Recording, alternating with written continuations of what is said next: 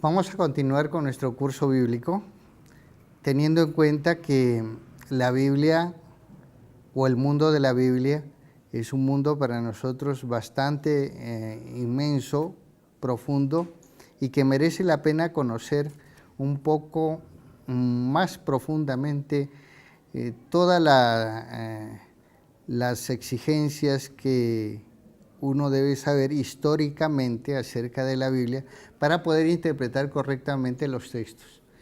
Vamos a enfocarnos un poco ya en los evangelios, que son el centro de atención de la Sagrada Escritura, especialmente el Nuevo Testamento. Primero vamos a ver el orden de los evangelios. Si se exceptúan algunos casos especiales en que el autor, por ejemplo, Clemente Alejandrino, empieza la enumeración por los evangelios que contienen la genealogía de Jesús, Mateo, Lucas, Marcos y Juan, o en aquellos otros más frecuentes en que por reverencia a los evangelistas apóstoles se les consigna en primer lugar Mateo, Juan, Marcos y después Lucas, como hace el Códice de Beza, la versión gótica y algunos códices latinos. El uso casi unánime desde los primeros tiempos de la antigüedad sigue el orden de Mateo, Marcos, Lucas y Juan. Así aparece hacia el año 200 en el fragmento muratoriano, en Ireneo, Orígenes, etc. Así es que es la persistencia. Y la lengua de los evangelios, Jesús habló sin duda en arameo, occidental, lengua corriente entre los judíos de su época. El hebreo, idioma propio de los libros del Antiguo Testamento, había caído en desuso desde hace 5 siglos antes, quedando reducido su empleo como lengua sagrada para la lectura de la Sagrada Escritura y actos litúrgicos de la sinagoga. De modo similar, el latín dentro del catolicismo. En los evangelios se citan varias expresiones originales de Jesús y en estos casos aparece su redacción en arameo, como en la curación del sordomudo al que dice el Señor Efata, es decir, ábrete, o en la resurrección de la hija de Jairo, Talita Cumi, niña, levántate. Es probable que algunos de los apóstoles conociesen más o menos la lengua griega, dado su origen del norte de Galilea, donde este idioma estaba muy extendido por el intenso comercio de aquellas regiones con el mundo helénico. En todo caso, no se puede dudar que entre los primeros convertidos desconocían el hebreo y el arameo y únicamente dominaban el griego. Los primeros discursos de San Pedro, después de Pentecostés, fueron ciertamente en su lengua propia aramea, pero ya en aquellos días entraron en la iglesia numerosos judíos helenistas. Hechos de los Apóstoles 6:1. Venidos estos accidentalmente a Jerusalén, que necesariamente debieron ser instruidos en la única lengua que entendían. Desde los primeros momentos tuvieron los apóstoles que organizar una doble catequesis en arameo y en griego. Esto desembocó en una doble redacción de los evangelios, el primero de los cuales, el de San Mateo, fue escrito en arameo para los judíos palestinenses antes de la dispersión de los apóstoles, al paso que los otros 3, los de Marcos, Lucas y Juan, redactados en griego, conservaron las instrucciones dadas al mundo helénico. Muy pronto se tradujo asimismo a la lengua griega el Evangelio de Mateo, cuyo original arameo se perdió más tarde, quedando así lo hecho para los 4 evangelios y para todo el Nuevo Testamento como original la lengua griega.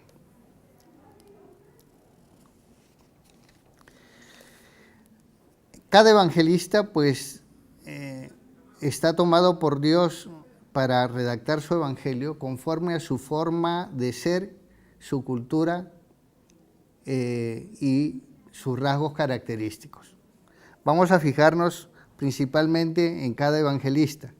Primero, en el Evangelio de San Mateo. Mateo, nombre semítico, abreviación de Matanías, significa don de Dios. Aparece 5 veces en el Nuevo Testamento, 4 formando parte de la lista de los apóstoles elegidos por Jesús, ocupando el 7º o el 8º lugar. Está en San Lucas 6:15, Marcos 3:18, Mateo 10:3 y Hechos de los Apóstoles 1:13. La otra ocasión nos los ofrece él mismo al narrar su conversión, cuando fue llamado por el Señor para seguirle. Establecido en Cafarnaúm como recaudador de contribuciones, oficio odiado por los judíos, había sin duda oído hablar de Jesús y tal vez presenciado alguno de sus milagros. Cuando escuchó la voz del Maestro, al que inmediatamente se asoció en su apostolado. Mateo 10:9. Marcos y Lucas describen la misma escena, pero sin duda, para no recordar a los primitivos cristianos el origen algún tanto afrentoso de un apóstol tan venerado, emplean el nombre de Leví, Marcos 2:14 y Lucas 5:27. Tal vez era este el nombre propio, cambiado después por Jesús en el de Mateo, lo mismo que hizo con Simón, a quien llamó Pedro.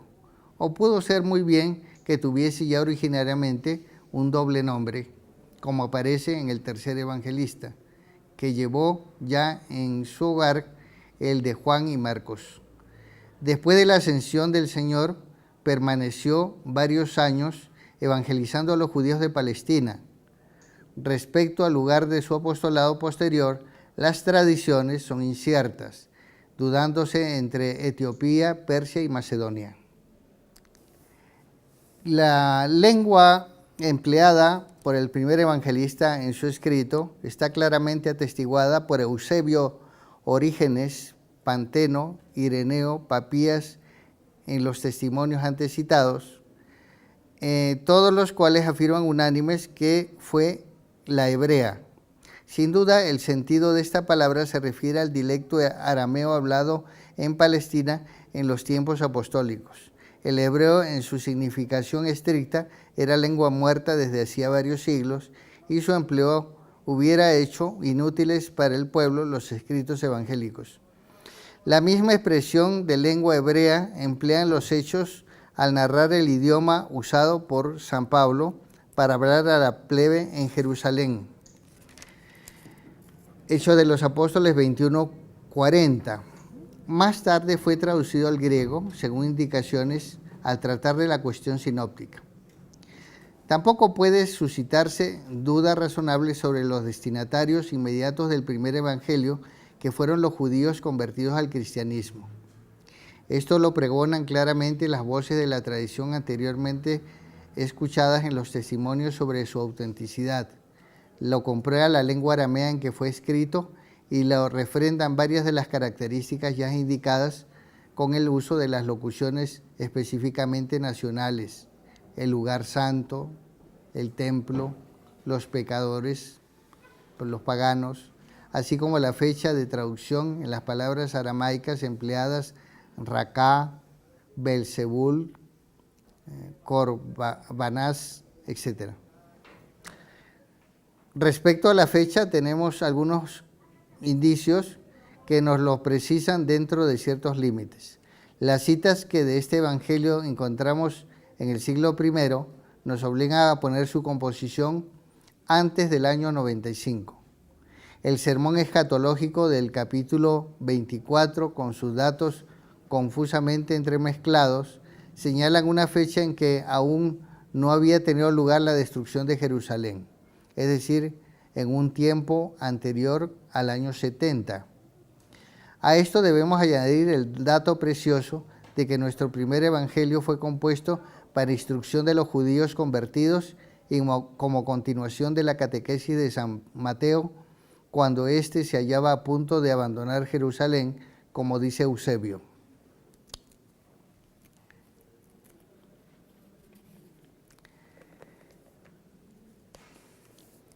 Vamos a ver las características del primer evangelio. El evangelio de San Mateo fue el más leído en la primitiva comunidad cristiana y el más comentado por los primeros escritores cristianos. Sus propiedades fluyen en gran parte de la ya antes dicho sobre su concepción y ambiente ideológico profundamente judío.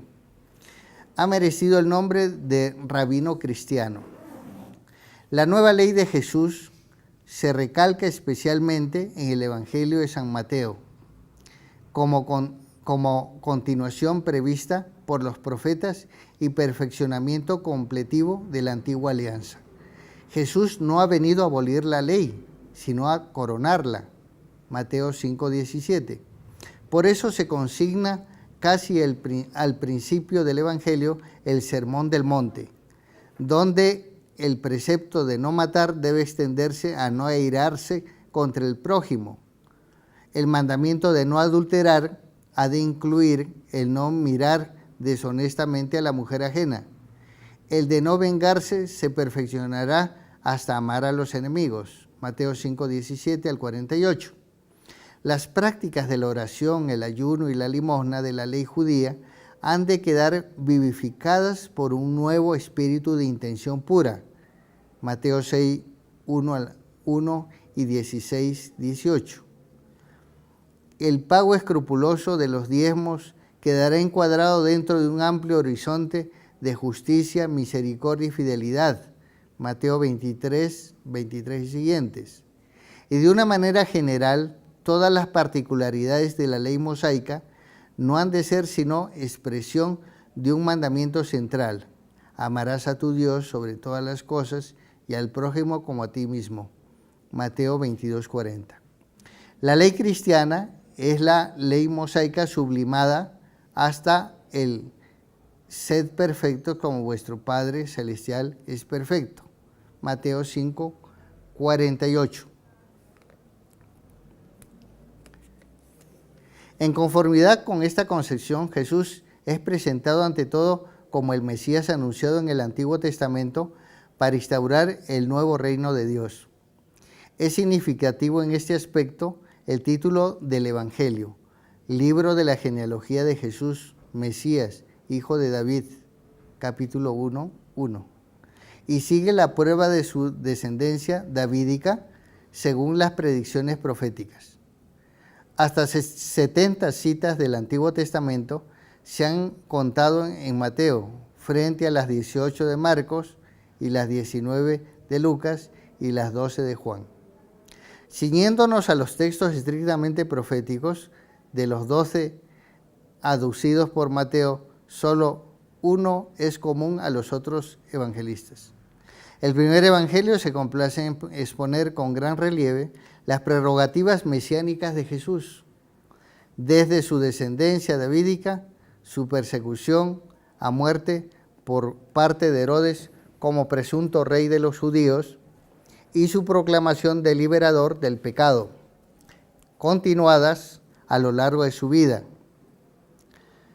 y confirmadas definitivamente en su condenación a la cruz como consecuencia de la reprobación de su persona por parte de los judíos. Pero en ningún caso es Jesús para San Mateo el Mesías bélico y nacionalista esperado por ciertas escuelas farisaicas, sino el Rey universal, Hijo de Dios vivo. Mateo 16:16. Único conocedor del Padre. Mateo 11:27. A cuya diestra se sienta en pleno poder. Mateo 26:63 y siguientes. Y cuyo reino se extiende tanto como el mundo universal. Mateo 28:19 y siguientes. Sobre todo, el reinado mesiánico de Jesús se ha de realizar por medio de su doctrina. De ahí porque en Mateo la principal sean las enseñanzas de Jesús. En ellas se extiende principalmente, las agrupa según un orden didáctico, más bien que cronológico, y ocupan una parte considerable de su evangelio. Los milagros sirven para confirmar su origen divino, pero las narraciones de estos tienen menos importancia. Se narran más escuetamente, omitiendo trozos a veces pintorescos anotados por los otros evangelistas, y vienen a formar secciones compactas, prescindiendo del tiempo de su realización, y unidos mediante la conjunción tote, entonces, empleada hasta 70 veces, y que en su forma estilística no tiene otro sentido sino el de mera unión copulativa. Las principales enseñanzas de Jesús han quedado agrupadas en 5 grandes secciones.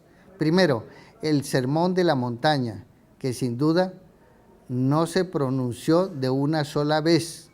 Mateo 5, del 1 al 7 y 28. Segundo, la instrucción de los discípulos antes de su primera misión por Galilea. Mateo 10, 5 al 11 y 1. Y tercero, el discurso de las parábolas referentes al reino de Dios. Mateo 13, 1 al 53. Y cuarto, la segunda instrucción a los apóstoles sobre las virtudes cristianas. Mateo 18, del 1 al 52. Y el quinto, el discurso escatológico. Mateo 23, del 1 al 26. Todas ellas terminan con la misma conclusión. Y sucedió al terminar Jesús de pronunciar estas palabras. Forma parecida sigue en la narración de los milagros, que agrupa en diversos bloques prescindiendo de su lugar cronológico. Los capítulos 8 y 9 contienen 3 fascículos de narraciones milagrosas. San Mateo pretende ante todo enseñar y para ello no desdeña métodos didácticos. El trazo literario más característico de Mateo es su constructura de estilo rabínico. Las ideas están de ordinario desarrolladas por paralelismos y oposiciones. Baste recordar el Sermón de la Montaña con sus giros. Se os ha dicho, yo os digo. El ritmo de sus frases es muy marcado y podrían transcribirse capítulos casi íntegros como ejemplo. Sus divisiones se acomodan generalmente a los 2 números especialmente simbólicos entre los judíos, el 7 y el 3.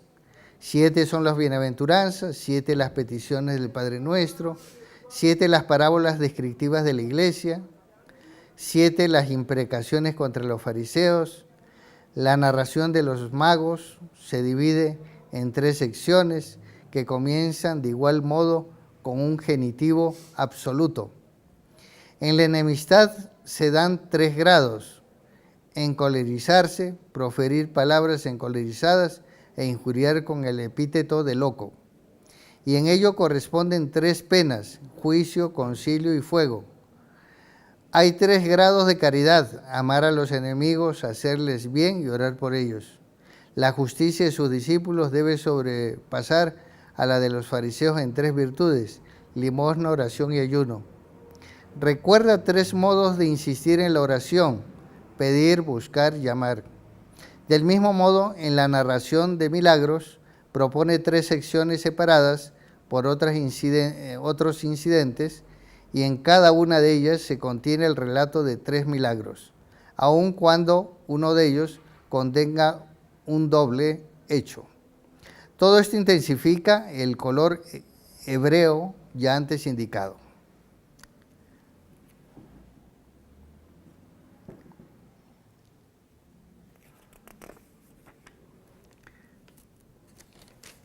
Vamos ahora a ver el otro evangelista, San Marcos.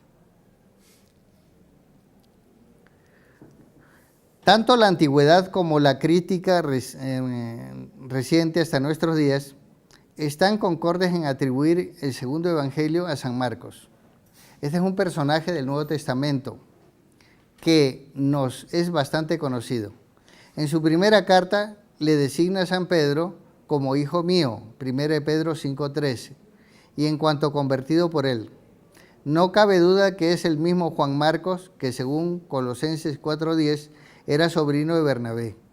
Su madre, María, tenía en Jerusalén una casa que servía de lugar de reunión a los cristianos y a la que acudió San Pedro al ser milagrosamente liberado de la prisión. Hechos de los Apóstoles 12:12. Marcos acompañó a San Pablo y a San Bernabé en el primer viaje misionero de estos. Hechos de los Apóstoles 13:5.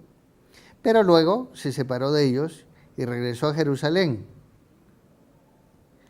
En vista de esta conducta, San Pablo se negó a llevarlo consigo en el segundo viaje. Bernabé marchó entonces con su sobrino hacia Chipre. Junto a Pablo, prisionero en Roma, encontramos a Marcos y le vemos enviado por el apóstol a Asia Menor en una importante misión, Colosenses 4:10. Durante su segunda cautividad romana, San Pablo pedía a Timoteo que trajera consigo a Marcos como hombre de gran utilidad para el ministerio, segunda de Timoteo 4:11.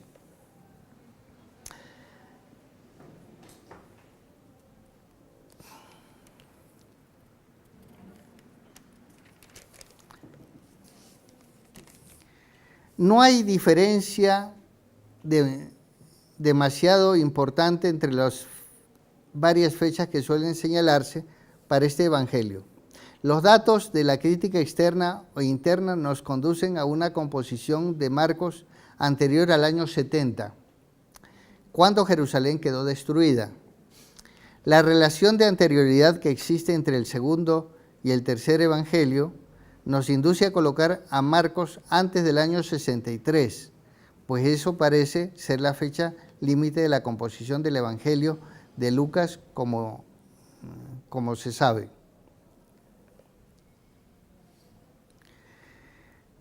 Hasta el siglo XIX fue poco comentado el Evangelio de San Marcos. Los cristianos encontraban en los otros dos sinópticos, San Mateo y San Lucas, casi todo lo que contiene Marcos, y la misma brevedad de este le restaba interés ante quienes se preocupaban principalmente del contenido de las tradiciones evangélicas. A partir del siglo XIX ha cambiado la situación. La crítica independiente creía encontrar en Marcos la fuente principal de Mateo y Lucas, y por eso la importancia de Marcos era superior a la de los otros sinópticos. Además, nuestra época, de marcada simpatía por los aspectos psicológicos, ha descubierto una vena inagotable en la vivacidad y espontaneidad de la redacción de San Marcos. Se ha podido escribir que pasar del primer evangelio al segundo es dejar una iglesia para contemplar la naturaleza. Junto a una manifiesta pobreza de vocabulario, existe una admirable variedad de términos para describir las realidades concretas, hasta el punto de que nos encontramos con 11 palabras diferentes para designar la casa y sus partes, con 10 para los vestidos y con 9 para los alimentos. Este realismo y sentido de lo concreto va unido al rasgo más típico del estilo de Marcos, que es la vivacidad, garantía de una visión inmediata. San Marcos apenas utiliza el aoristo, sino que conserva el presente histórico en 151 casos, 72 de los cuales se refieren al verbo decir. Otros muchos detalles de este género ha analizado el eminente padre Lagrange, quien resume así su estudio. Cuando Marcos narra, se entra en contacto con las personas. Hasta ese punto sabe él darles vida. La manera como se presentan, un gesto, una palabra, nos hace asistir a la acción. Se ve cómo han pasado las cosas, se penetra en los sentimientos de los personajes. Por supuesto, las escenas son muy sencillas y los sentimientos son muy poco variados. Los rasgos que él ha trazado se encuentran aquí y allí, no como toques destinados a un efecto de conjunto, sino como recuerdos reales que se han quedado clavados en la memoria.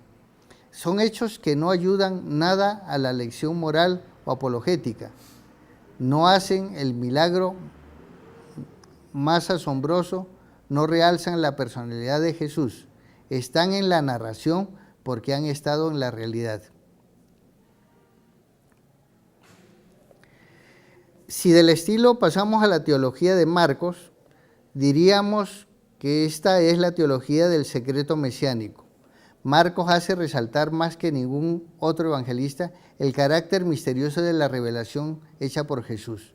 El objeto de tal revelación es misterioso, pero hasta el ambiente en que ella tiene lugar está impregnado de misterio. Jesús es ciertamente el Hijo de Dios, pero el título que más usa Jesús es el del Hijo del Hombre. San Mateo nos ha presentado el Evangelio bajo el aspecto del reino de los cielos. San Marcos lo centra en la persona de Jesús, el cual es el reino. Todo converge en Marcos hacia el misterio del Hijo del Hombre. La voluntad de Jesús de que el secreto de su verdadera identidad no sea divulgado obedece sí a razones tácticas, pero hemos de añadir que además de una verdadera condición de la revelación, el hombre no puede comprender a Dios y es normal que el hombre no acabe de entender la manifestación del Dios que se le da.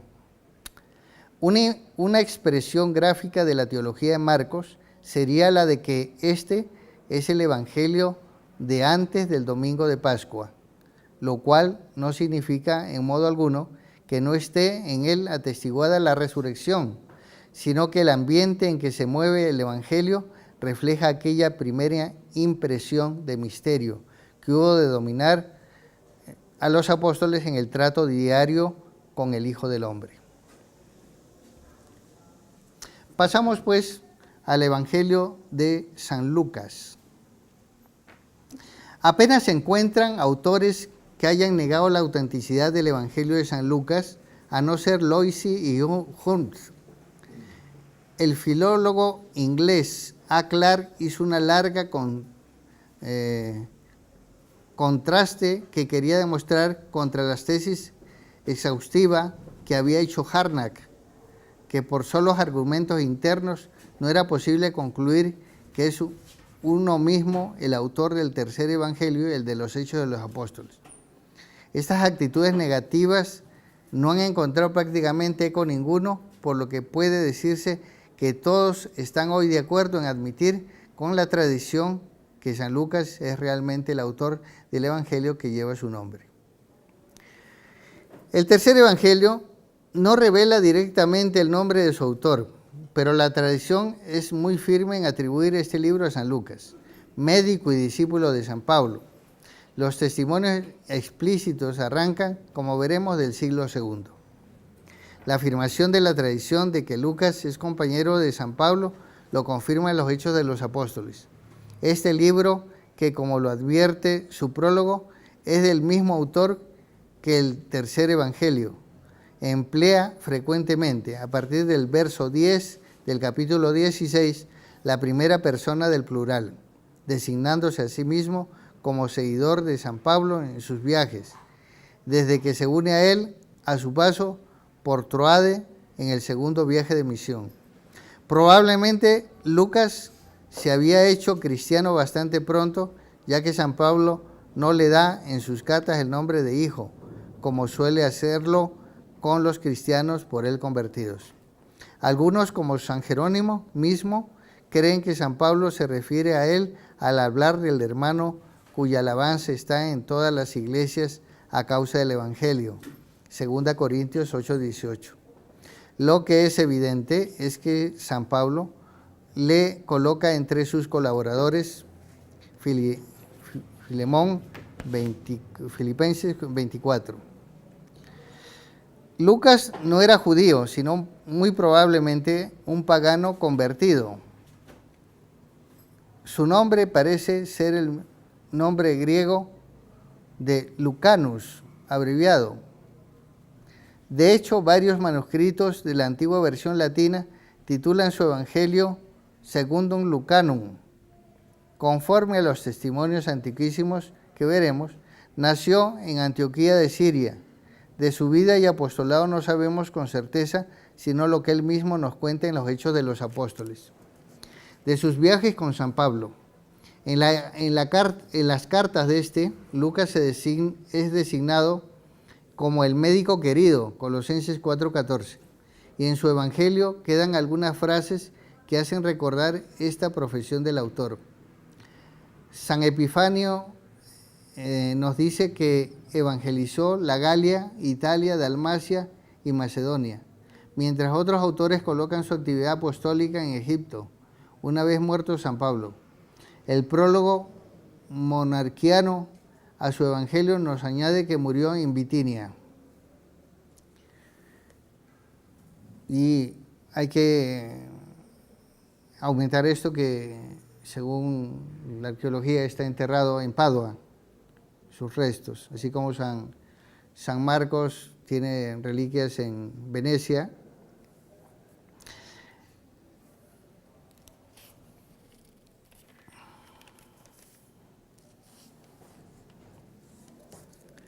San Lucas conoce muy bien la lengua que usa, el griego de la koiné. Hay en su evangelio 370 palabras griegas no usadas por Mateo y Marcos.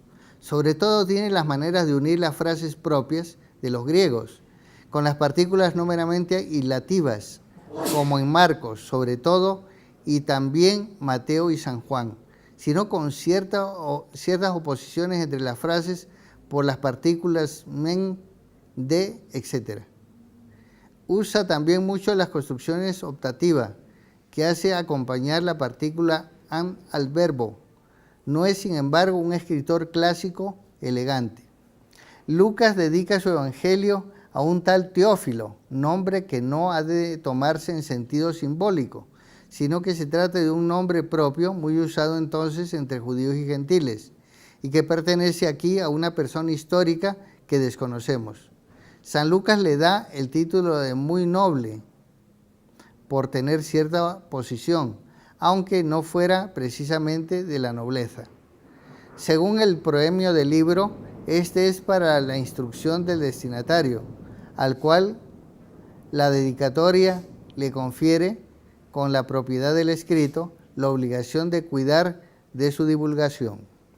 No cabe duda de que San Lucas escribió su libro para utilidad de los cristianos provenientes de la gentilidad, aunque no podemos saber para qué iglesias en concreto. Según San Ireneo, Lucas escribió su evangelio después de la muerte de San Pablo.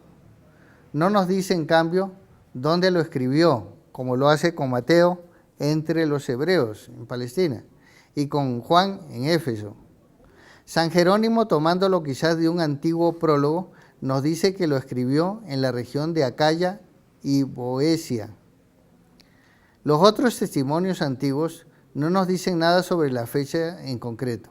Ahora bien, como Lucas escribió después de Marcos, pues utiliza su evangelio y nos consta, además con la tradición, y por otra parte, sabemos por él mismo también que escribió el evangelio antes del libro de los Hechos. Hay que situar entre las dos fechas indicadas la de la composición del evangelio. Los exegetas católicos sitúan, por tanto, la composición del evangelio de Lucas entre los años 60 al 62, más o menos, aunque muchos no católicos la han retrasado con frecuencia hasta el 70 e incluso hasta el 80. Sus argumentos son aquí más bien de orden filosófico, especialmente que las profecías que hay en Lucas no se pudieron escribir sino después de ocurridos los sucesos, ruina de Jerusalén. La fecha de composición del Evangelio de Marcos, para unos, debe situarse del 53 al 58. Por otro lado, la fecha de composición de los Hechos de los Apóstoles parece que no debe ser posterior a la del año 63. En ese caso, sería sólidamente probable que la fecha de composición del tercer Evangelio esté entre los años 58 al 62. Otros autores, aún católicos, como Wickenhauser, retrasan la composición de Lucas varios años más. Veremos las características de este Evangelio. Una notable diferencia se advierte entre este Evangelio y el de San Mateo y Marcos. Estos dos se presentan como libros de la comunidad, destinados, sin duda, al culto y uso litúrgico muy pronto. El de Lucas, en cambio, conserva el texto de presentación y dedicatoria a una persona concreta, como era la costumbre en obras literarias. No está destinado a la conversión, sino a la formación de los ya cristianos, para darles una información ordenada de todas las cosas en que, como el destinatario, han sido ya instruidos para que vean bien su solidez. Declara que su obra se basa en las otras que le han precedido y añade que él, por su cuenta, ha realizado una minuciosa investigación de todas las cosas que narra y que de hecho algunos trabajos preparatorios y que dispone ahora la materia con el debido orden que cree más apto para que el lector se haga cargo de la predicación cristiana. Tiene cuidado de enmarcar la historia de la vida de Cristo en el cuadro general de la historia, dando algunas fechas clave, como la de la salida a la vida pública en el año 15 del imperio de Tiberio, San Lucas 3 primero y siguientes, el censo del emperador Augusto bajo el gobierno de Quirino a la hora del nacimiento del Señor, etc. Su carácter de verdadero historiador es confirmado especialmente por el hecho de que tomara también sobre sí la tarea de realizar una historia tan concreta y realista de la primitiva iglesia como lo son los Hechos de los Apóstoles. Ya San Jerónimo reconoció que Lucas era un escritor de mayor cultura literaria que Mateo y Marcos. Lucas, pues, que fue el más erudito en estilo griego, dice él, de todos los evangelistas, como médico que era, escribió su evangelio en griego. Evita constantemente las palabras hebreas y arameas que le ofrecen Mateo y Marcos, y las sustituye por palabras griegas que son las que conocen sus inmediatos lectores. De los 1149 versículos que contiene, 612 son exclusivos suyos, siendo los demás paralelos a los de Mateo y Marcos. Solo San Lucas nos habla con detalle de la infancia del Señor. 6 milagros los conocemos solo por él, y sobre todo de las 24 parábolas que transcribe, 18 se hallan solo en su texto. En cuanto al fondo, el Evangelio de San Lucas ha sido calificado como el Evangelio social, aunque más exactamente debería decirse el Evangelio de la Salvación Universal. No es, en efecto, un libro de economía ni de política, ni tiene tendencias comunistas, como escribió alegremente Renan. Si condena el ídolo de la riqueza, Jesús bendice sin embargo a Zaqueo, que es un hombre rico. Al invitar al César, al dar al César lo que es del César y a Dios lo que es de Dios, devuelve al espíritu humano su libertad frente al poder del Estado, sea este cual sea. Sitúa a la mujer en el puesto de dignidad que ocupa según el plan de Dios y que se desconocía en la antigüedad. Las mujeres tienen en este evangelio gran importancia. Isabel, Ana, la viuda de Naín y la del óbolo del templo, las pecadoras convertidas, Marta y María, y sobre todo María, la madre de Jesús, a quien el evangelista presenta recibiendo del ángel el saludo celestial.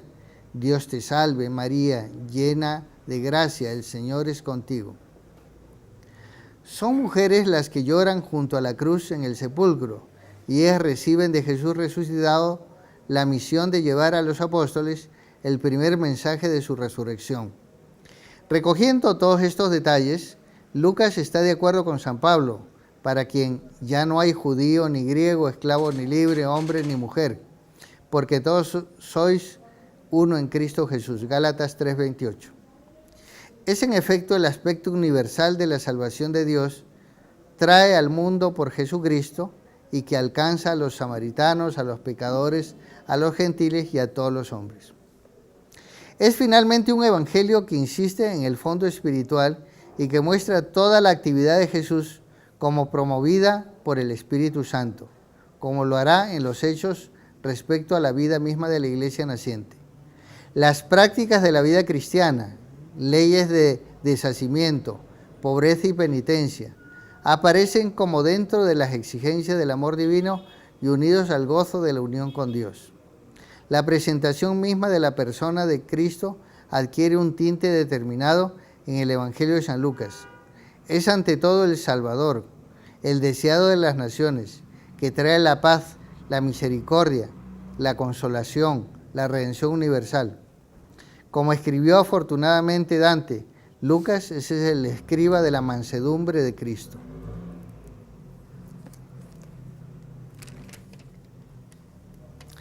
Y por fin vamos al Evangelio de San Juan. Hacia mediados del siglo II, unos herejes llamados los sinlogos, alogoi, que negaban el verbo con el fin de desentenderse de la doctrina del Evangelio de San Juan, negaban que éste hubiera sido el autor del cuarto Evangelio y se lo atribuían a Cerinto. Hasta fines del siglo XVIII, desde entonces, no hubo autor ninguno, católico o no, que se levantara contra la tradición unánime acerca de la autenticidad de este Evangelio. Desde entonces han sido muchos los autores acatólicos que por un motivo u otro han negado esta autenticidad. Evanson fue el primero en 1792, juzgaba que el autor del cuarto Evangelio debía ser algún filósofo neoplatónico del siglo II. Poco después, en 1796, Eckermann afirmaba que solo lo sustancial del cuarto Evangelio podía ser atribuido a San Juan. Desde principios del siglo XIX la cuestión ha sido muy debatida. Últimamente hay que decir que entre los acatólicos se advierte una clara vuelta a la afirmación central de la tradición por obra especialmente de los descubrimientos arqueológicos que se han encontrado. El apóstol San Juan fue discípulo de San Juan Bautista y junto con San Andrés fueron de los primeros discípulos que siguieron al Señor. Como algo excepcional en su vida, recuerda él en su Evangelio, este primer encuentro y la hora exacta en que tuvo lugar. Eran como las 4 de la tarde, San Juan 1:39. Era Galileo, probablemente de Betsaida. Su padre, llamado el Zebedeo, aunque era pescador, no era de la baja condición, ya que tenía varias naves y mercenarios. Marcos 1:20. Y su familia era conocida del sumo sacerdote. Juan 18:16. Comparando los textos de Mateo 27:56 y Marcos 40, parece cierto que la madre de Juan fue Salomé, una de las mujeres que seguían al Señor a Jerusalén, sirviéndole con su hacienda. Marcos 15:40. Marchó con Jesús a Caná, luego a Cafarnaúm y después a Jerusalén, a la primera Pascua de la vida pública del Señor. Allí conversa Jesús con Nicodemo y a la vuelta tiene lugar la primera evangelización de los samaritanos. Se explica, por tanto, el que pueda él y no los otros evangelistas contar con detalle los comienzos de la vida pública, así como la actividad posterior en Jerusalén con los jefes del pueblo y los doctores de la ley. Juan es ciertamente uno de los 3 predilectos del Señor. Solo él, con Pedro y con su propio hermano Santiago, es admitido a la resurrección de la hija de Jairo. Marcos 5:37. A la transfiguración, Marcos 9:2. Y a la intimidad de Getsemaní, Mateo 24:37. Pidió con su hermano fuego del cielo sobre los samaritanos, Lucas 9:54. Y por medio de su madre pidieron al Señor los 2 primeros puestos en su reino, Marcos 10:37. El Señor los llamó hijos del trueno, como portadores de la gloria de Dios que habían de ser. Con Pedro recibió el encargo de preparar la cena pascual y durante ella fue admitido a reposar en el pecho mismo de Cristo, recibiendo también de él la confidencia del nombre del traidor. Siguió al Señor después de la prisión e introdujo a Pedro en casa del sumo sacerdote. Asistió firme hasta el fin, junto a la cruz, recibiendo como madre a la madre de Jesús moribunda. Juan 18, 15, 17. Junto al Tiberíades, después de la pesca milagrosa, Cristo resucitado tiene una escena con el grupo de discípulos entre los que está Juan, y este aparece de nuevo, especialmente unido a Pedro, capítulo 21. En los Hechos de los Apóstoles, esta relación con Pedro aparece aún más clara. Juntos suben al templo cuando Pedro cura al ciego, Hechos 3, 1 al 9. Juntos son llevados también al Sanedrín, capítulo 4, del 1 al 9. Cuando San Pablo sube a Jerusalén a consultar a las columnas de la iglesia, Gálatas 2, 1 al 9, estas columnas son Pedro, Santiago el menor y Juan. En el Apocalipsis finalmente se nos dice que Juan, estando en Patmos, exiliado por la palabra de Dios y el testimonio de Jesucristo, Apocalipsis 1, 9 y siguientes, escribió la divina revelación del Apocalipsis que dedica a las 7 iglesias de Asia, de las que era, sin duda, pastor responsable. Por muchos testimonios de la antigüedad, sabemos también que San Juan permaneció largos años en Éfeso, que de allí fue exiliado a Patmos en tiempo de Domiciano, hacia los años 81 al 96, y que a la muerte de este, en tiempo de Nerva, volvió a Éfeso, donde vivió hasta el tiempo de Trajano, acabado su vida también en Éfeso. No es posible probar hoy rigurosamente todas estas afirmaciones de la antigua tradición. Lo que no puede hacerse, sin embargo, es dejarlas a un lado simplemente porque para determinadas tesis conviene que no existan esos textos que vamos a ver, Ireneo, Polícrates, Clemente de Alejandría y otros que han escrito sobre esto.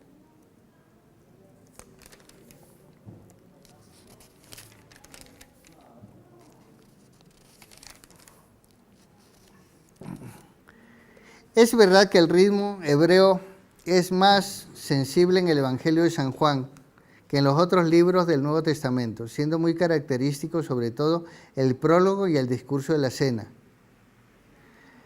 Juan escribe, sin embargo, en griego, en el griego común que servía entonces de lazo de unión entre tantos pueblos y tantas culturas.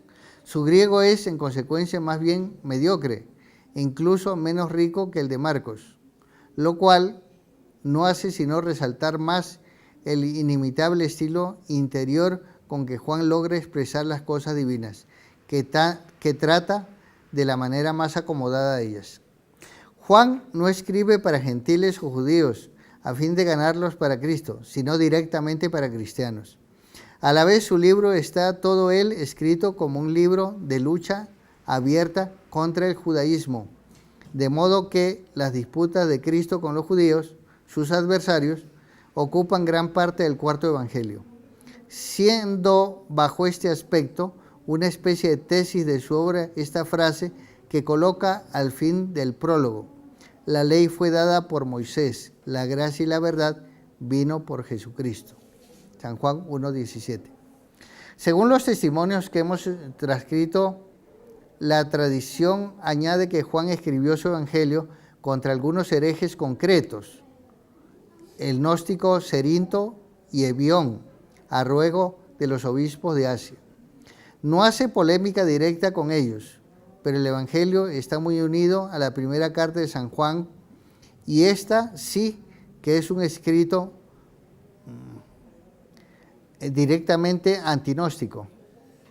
Según ella, tales herejes niegan que Jesús es el Cristo y por tanto el Hijo de Dios, lo que equivale para San Juan a negar la encarnación del Hijo eterno de Dios, el Logos.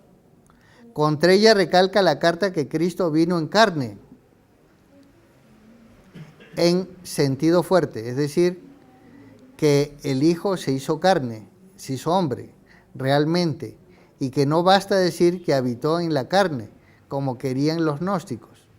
Sobre el trasfondo de esa concepción gnóstica se comprende mejor la energía con que Juan proclama desde el comienzo la verdad central de todo su testimonio, que el Verbo se hizo carne, y el mismo verbo por el cual fueron hechas todas las cosas.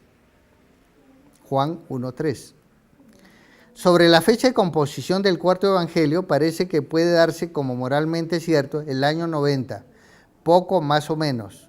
Es indudable que fue escrito hacia fines del siglo I. Es citado en efecto desde comienzo del siglo II. Por ejemplo, Teófilo Antioqueno en el año 180 cita palabras del prólogo. San Justino en 140 al 155, hablando del bautismo, dice: si no naciereis de nuevo, no entraréis en el reino de los cielos, tomándolo sin duda de Juan 3:3. San Ignacio, mártir de Antioquía, hacia el año 107, habla de que el Espíritu sabe de dónde viene y a dónde va, aludiendo sin duda al texto de Juan. También hay palabras alusivas y transcritas a las epístolas de Bernabé, etc. Características, por fin, del cuarto evangelio. El cuarto evangelio, comparado con los sinópticos que le preceden, presenta una vigorosa originalidad que le diferencia de ellos fuertemente. No solo en la materia que trata, sino también en el estilo y hasta en el fondo teológico que pone en primer plano. No tiene en realidad apenas temas concretos que le sean comunes con los tres evangelios anteriores, evangelios que él supone sin duda muy conocidos. Hasta en el relato de la pasión y resurrección, las divergencias son grandes en las cosas mismas que él cuenta y que no habían sido contadas por los otros tres. Aún en los casos en que narra cosas ya contadas por ellos, apenas hay párrafos que sean comunes con los del cuarto evangelio. De los 29 milagros contados por ellos, Juan solo refiere 2, la multiplicación de los panes y Jesús andando sobre las aguas. Juan cuenta, en cambio, otros 5 milagros: el de Caná, el del hijo del régulo, el del tullido, el del ciego de nacimiento y el de la resurrección de Lázaro. Las discusiones de Jesús con los judíos en los primeros días de la semana de pasión, Juan las omite también, a pesar de ser un tema favorito de él. Desde el capítulo 3 al 17, casi todo el texto lo forman discursos o diálogos, pero ni un solo discurso conservado por los sinópticos vuelve a aparecer aquí. Ciertamente Juan no escribe para repetir lo que ellos dijeron. El contacto mismo de fondo es también escaso. Pocas palabras de Jesús conservadas por los sinópticos vuelven a aparecer en Juan. Juan traza todo su esquema distinto, de tiempo y de lugar, para la actividad de Jesús que él va a presentar. Menciona por lo menos 3 fiestas de la Pascua, la que introduce como mínimo 2 años de vida pública, y quizás 3. Los otros hablan solamente de una de ellas. Habla de 4 viajes a Jerusalén, y en esta ciudad, no en Cafarnaúm y Galilea, es donde él coloca la mayor parte de la actividad de Cristo que va a contar. El estilo de Juan es completamente único. En vez de relatos breves yuxtapuestos o de discursos hechos con párrafos o frases reunidas por temas más o menos unificados, como suelen hacer los otros 3 evangelistas, el cuarto evangelio se distingue por una estructura cerrada y sólida, hecha por un corto número de relatos, ricos en escenas y dramáticamente construidos, que se enlazan fuertemente para formar un todo compacto. Generalmente están unidos con indicaciones precisas de lugar y de tiempo, por las que el lector puede saber siempre en qué momento de la actividad pública de Jesús se encuentra. Además, con alusiones oportunas a lo ya narrado, va estableciendo enlace interno entre las partes del libro. Los discursos, por su parte, giran siempre en torno de una idea central que reflejan en todos sus lados. El orador es interrumpido con preguntas y objeciones, cosa que no ocurre nunca en los sinópticos. Ellas invitan a Jesús a aclarar más el sentido de sus palabras y hacen posible el progreso del pensamiento sobre un mismo tema. Varias veces los discursos se enlazan con el relato de un milagro que viene a aclarar hondamente el sentido mismo espiritual de las palabras. Por eso San Juan los llama signos a los milagros. El pan de vida multiplicado, el ciego que recobra la vista y reconoce a Jesús, Lázaro resucitado por él que promete la vida eterna. Los otros 3 evangelistas dan las palabras del Señor de una manera más viva, popular y plástica. Juan de una manera simbólica, doctrinal y uniforme. Rara vez hay en Juan comparaciones y parábolas. Es cierto que los sinópticos relatan la actividad de Jesús entre la gente sencilla de Galilea, sobre todo, y Juan, al situar la acción en Jerusalén y en cierta contraposición con los doctores de la ley, debe tomar en cierto estilo más elevado. Esto no explica todo, sin embargo, ya que tenemos la misma diferencia cuando Juan describe un diálogo de Jesús con gentes sencillas, como con la samaritana, capítulo 4, del 7 al 26, o un discurso como el de la sinagoga en Cafarnaúm, capítulo 6, 26 y siguientes. Se añaden esto que también San Juan Bautista le hace hablar el evangelista de un modo similar. Más aún, el prólogo tiene el mismo estilo, y lo que llama más la atención, toda la primera carta escrita, como es obvio, en nombre propio, tiene el mismo estilo literario y teológico que muestran los discursos de Jesús a lo largo de todo el cuarto evangelio. La teología del cuarto evangelio es también notablemente diferente de la de los otros evangelistas. Conceptos que en ellos ocupan primer puesto, en Juan pasan a segundo plano y al revés. La idea del reino de los cielos, clave del evangelio de San Mateo y en gran parte de los de San Lucas y Marcos, no tiene aquí casi ningún lugar. Se cita en el pasaje de Nicodemo y no vuelve a salir sino en el diálogo con Pilato, en que Jesús habla de su realeza, pero para dar a entender que su reino no es de este mundo. 18:36. En cambio es central en San Juan la idea de la vida eterna, idea que coincide con la del reino, que expresa lo mismo, pero bajo otro aspecto central. Lo mismo sucede en la idea del Hijo del Hombre, grandeza y humildad de Jesús. En Juan deja su lugar a la del enviado que viene a la tierra, pasa por ella y retorna de nuevo al Padre. La afirmación de Juan de que todo el juicio ha sido dado al Hijo porque es el Hijo del Hombre, 5:27, es como un eslabón que une una perspectiva a la manera de expresar los otros 3 evangelistas. En él tienen, en cambio, una importancia capital conceptos más abstractos, como vida, luz, mundo, fe, verdad, gloria, etc. Juan expresa con más resolución que los sinópticos la universalidad del mensaje de la salvación. Esta se dirige simplemente a todos los que creen. Capítulo 1, del 7 al 9, y del capítulo 3, 16. Y Jesús es el Salvador del mundo, 4:42. Que borre el pecado del mundo, 1:29. A su rebaño pertenecen también los gentiles que vienen a la fe, 10:16 y 11:51.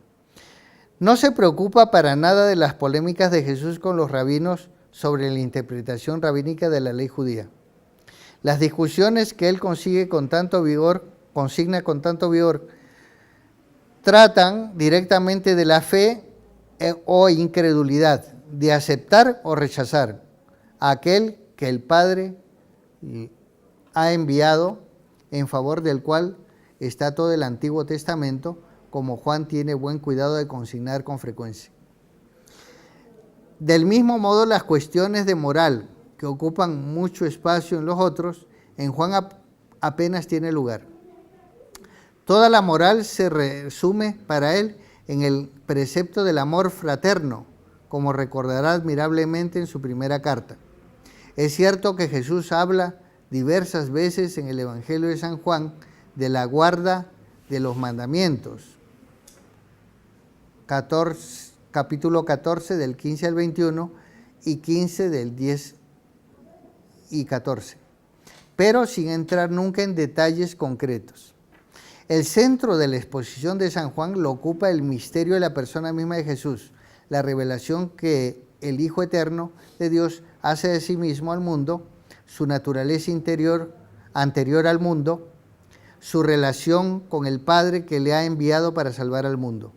La persona de Jesús en los discursos de los otros evangelistas ocupa siempre un como segundo lugar, la preexistencia, aunque haya también afirmaciones capitales, como esta recogida por San Mateo: aquí hay más que el templo, es mayor que Salomón, Mateo 12, 6, 42. En el Evangelio de San Juan, en cambio, Jesús habla casi constantemente en primera persona: yo soy la luz del mundo, 8:12, el pan de la vida, 6:35. Yo y el Padre somos una sola cosa, 10:30. Antes que Abraham fuese, existo yo, 8:58. La exigencia que se plantea en los oyentes de Jesús y a los lectores del Evangelio es siempre una sola: la fe en Jesús como verdadero Hijo de Dios. El que cree recibe ya desde ahora la vida eterna. El que rechaza a Jesús recibe también desde ahora su propia condenación. Los milagros proclaman quién es Jesús y cómo no se le puede rechazar sin hacerse uno culpable. Jesús no es aquí presentado tanto como misericordioso, sino como el que dirige el rebaño de sus ovejas, a las que él conoce y que le conocen a él, como el buen pastor que da la vida por los suyos.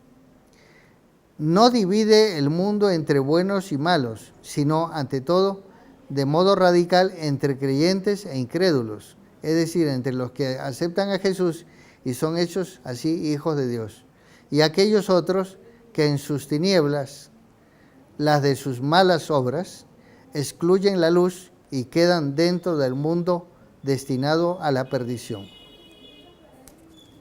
Bueno, hemos visto una visión general de los cuatro evangelistas, muy importante para tener después capacidad para interpretar un poco lo que dice cada uno y ver cómo pueden darnos la luz que el Espíritu Santo quiere que tengamos para interpretar bien las Sagradas Escrituras.